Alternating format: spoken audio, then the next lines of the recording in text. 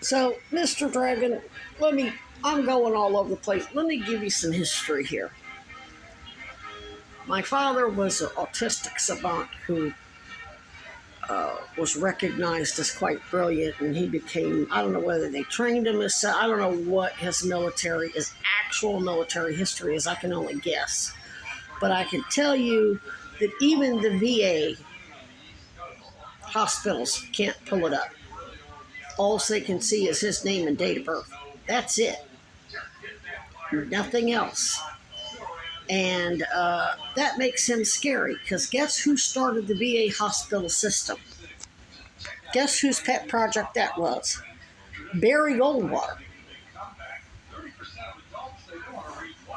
That would be, and I know Virginia Piper has a lot of shills running the VA. That's why nobody's getting good health care. So she's very powerful. She's high-ranking military. Her dad was high-ranking military. So were her brothers, called military elite, all intelligence, all CIA. And even she can't see who he really is. But she knows. The original medical records, it started in Florida when I originally got the cancer. First time I heard pelvic floor was at Orlando Regional Medical Center, where it is an HG, our first two initials HG, and then nicknamed Butch Cronin was on the board of directors. It's bogus taxes and charity. It's fraud. The governor was convicted fraudster Rick Scott, a Navy veteran. Attorney General was Pam Bondi. I had just gotten out of prison because two Florida State's attorneys, Kim Mann and Karen Bankowitz, targeted me to cover up the fact that they let a criminal organization of pedophiles run rackets on the IRS. Now, these were low-status sexual predators defrauding the IRS from the bottom up. Unlike Epstein's partners in crime, like the Goldwaters and Cronons and DeSantis and Bushes and Blondie defrauding the IRS from the top down. But anyway, I digress. And they let them get new victims. And when they targeted me, instead of going after the real predators who ended up with new child victims, one of which was killed by Scott Mason later on, I ended up in prison with cancer. And then they had to hide all of that. Well, the pelvic floor diagnosis, which was a false diagnosis, I really had cancer. The subtext, and it took me a while, the recordings of Cronin and Virginia, an old childhood neighbor, Darla Munoz-Otoloi, whose father was a drug mule and a child abductor and child trafficker for the Weinbergers and the Goldwaters, all crap during Iran-Contras, Bill Clinton in the state of Missouri and Arkansas and the surrounding area. They were molesting me as a child, making child porn and all kinds of stuff. And it was happening at university, like my aunt and uncle, and they'd have parties, and they were there to drink and have fun, and then they would be, the bad guys the predators would be bringing in the drugs, and then everybody's high as hell, and then they're molesting us kids, and then they blame it on them. They blamed it on my family when it really wasn't. They were just having a party and inviting people over. They were all drunk anyway. They didn't know who's who. So they were basically exploited as poor people, and then And yes, they definitely had issues of toxicity. Many of them were abused as a kid, but they were trying to unlearn that shit. So all those Iran Contra, and we're talking low level. I mean, we're talking like, just local yokels, judges, sheriffs, police, doctors, lawyers, you know, not international people. Well, Bill Clinton did eventually become, a global name, but he wasn't back then. Judge Gary Busker, they got perks for this crap. He got to sit at the arraignment for Jeffrey Dahmer. His daughter and Darla Munoz both were trying to convince me that it was my parents that were molesting me, not their little judges and lawyers and doctors, their Dr. Iran Contra partners in crime. Okay? So I get out of prison. They're telling me, oh, you're just an addict. You're just drug seeking. I start going to AA.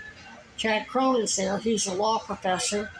Everybody there, this is the LGBT meetings, though I went to a lot of other meetings, and there were a lot of other lawyers who weren't necessarily gay. And word got out through the community that, because, Chad only went to the LGBT meetings there at the center, but all of us went to meetings everywhere. We didn't only go there. We went to all over Orlando. And there was a lot of meetings. And a lot of UCF people there. And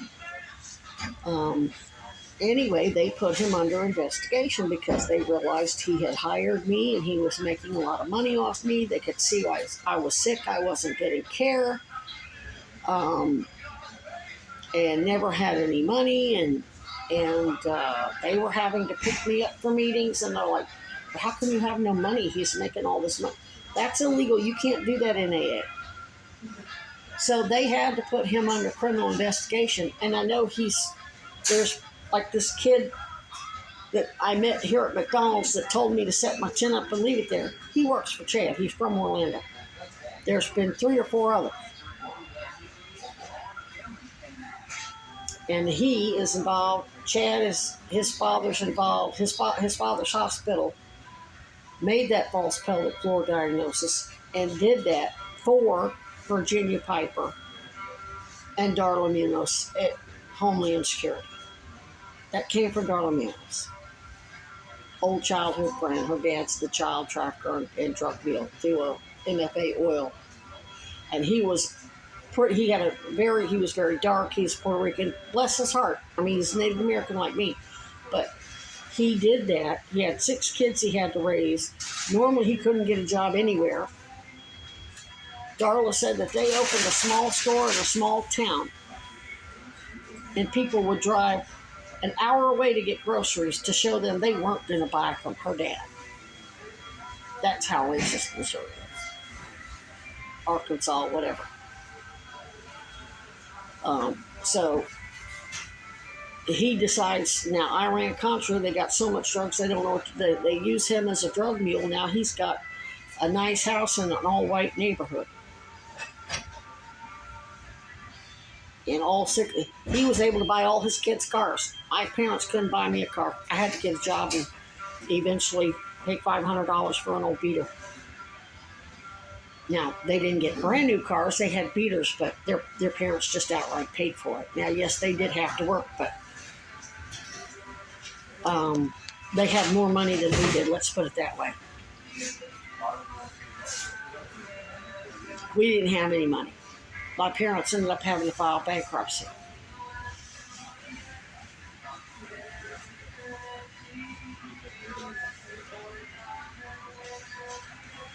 My mother, she was desperate to get out of that crap. She stole from the ambulance district, but it wasn't because she wanted to steal the money. She was trying to get the hell out of there. Because she didn't understand. They had destroyed our family so much, and she didn't know what Dad was, and Dad couldn't tell us what he was. She didn't understand why he had to do things the way he did. Neither did I.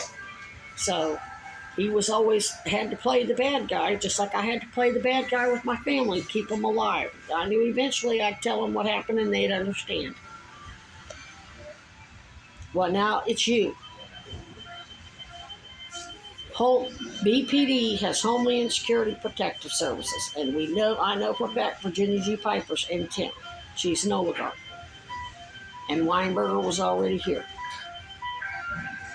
They can come in, and since they're basically accusing, with my father being high, I don't know, high ranking, I would say high clearance as intel, as counterterrorism, counterinsurgency, or whatever the hell he is, they're accusing him, though not in a court martial where they're supposed to do it. They're accusing him of being a child sex trafficker and drug trafficker, ergo a terrorist, and therefore he's a traitor and threat to national security, all in civilian court through falsified medical records that are covered by HIPAA and subtext, so that former Appalachian District Attorney Allison Sosebee couldn't see what it was, and I really didn't understand. I figured it out because I recorded Piper and Cronin and Munoz telling me.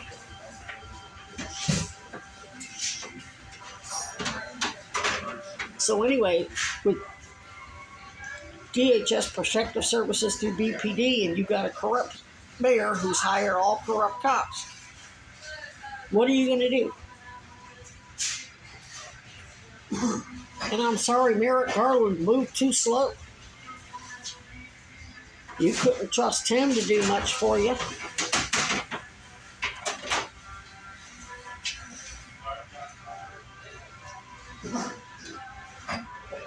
Not that he was corrupt, but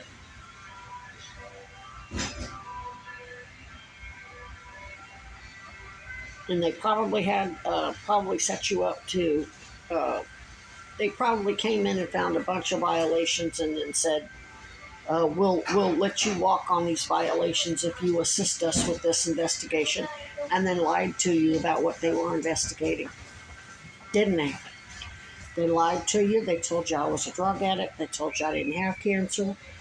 And you either had to help them once you realized they were lying. They told you it's just a lipoma, and they tried to tell you, but you knew better. But what were you going to do about it? You couldn't call them out on it because they had all this stuff on you. Guess what? Whatever they had on you to hold over your head is void. It's all Brady violations now, especially when your lawyer's lying to you and advising you to commit felony, not just felonies, but treason. Because when you come after me, when you help them kill me to make my father look like a murderer so they can then go murder him as one of the lead investigators on the Kennedy assassination, that makes you guilty of treason.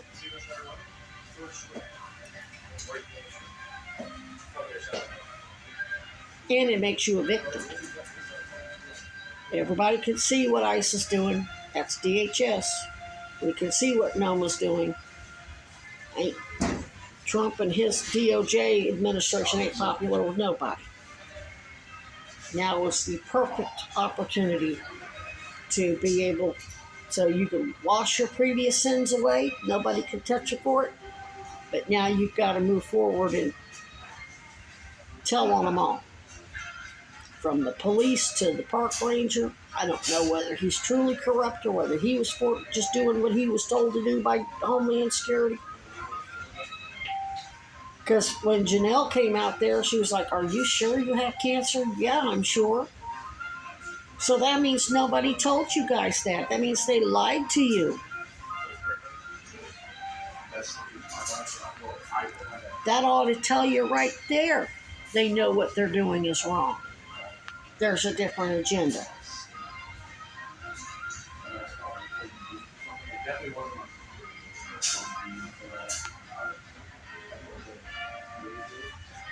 I have a future in Vermont, but not without those raccoons. They know that spot.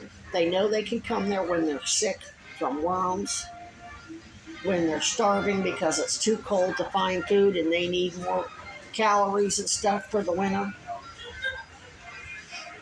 They've been tortured enough, and I don't believe you were capable of cooking up that bioweapon or cooking this fucking Arctic blast up.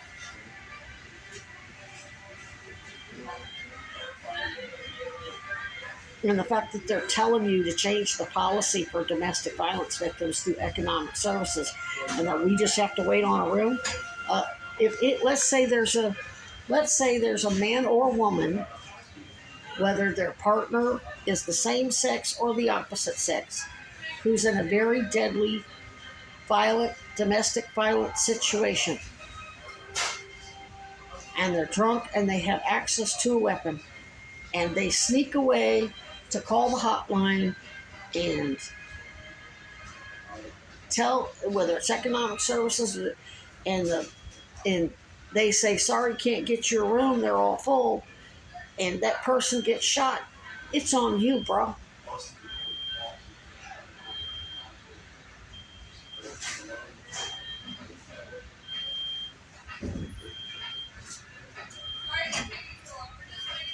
I need to be sequestered in a hotel and referred to Sarah George for victims advocates, not only for my safety, but for yours, for the safety of all the good people at Community Health Services of Burlington who really want to help people, who don't want Homeland Security, military elite oligarchs coming in and threatening their license and threatening them if they don't do something ugly to me. All the good people at Howard Center who really want to help people. All the good people at Cox who really want to help people. If there are a few, but there's plenty of. Weinberger made sure there's plenty of asinine shills on narcissistic idiots working there too.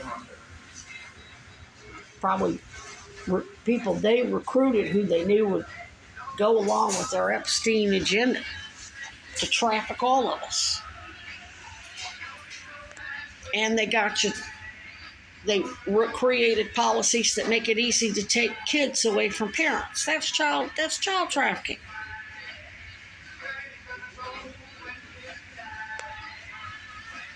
I can't make you do anything, but since your own lawyer ain't advising you right, and I swore an oath to a criminal defense attorney named Chad Cronin, and him and his lawyer friends are lying to you, I'm going to give it to you straight. You can sue them all for ineffective counsel. You can get them all locked up, and you got your own personal lawsuits. You all can make plenty of money as whistleblowers, and it's not like there's any shortage.